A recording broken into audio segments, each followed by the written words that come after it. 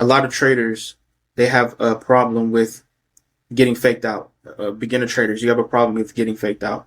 And so we're going to talk about how you can avoid that.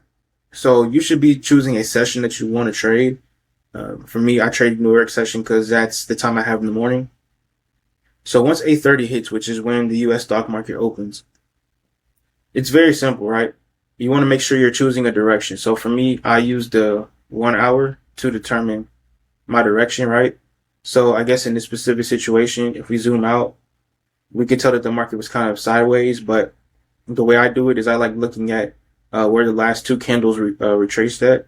So I'd say this is technically a downtrend because it hasn't passed this high, and any of these corrections haven't passed, this high right here from the most recent correction.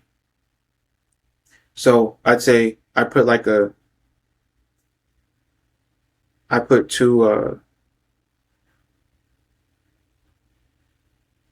two impulse lines right there.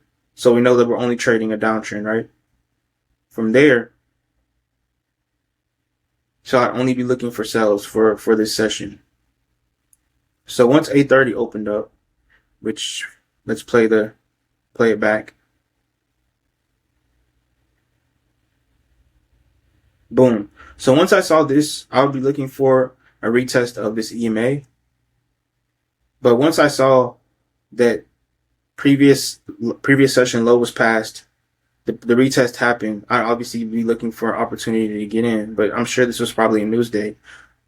But if I saw this big wick right here to the downside, taking out all these lows, and then price start to correct back the other way, when I know I'm looking for sales, and it already broke the EMA, because I'd want to see the EMA touched after session open, after 8:30, and then we'd be looking for lows. But if I saw a big wick right here, and then price break the EMA and go to the upside, it's over with.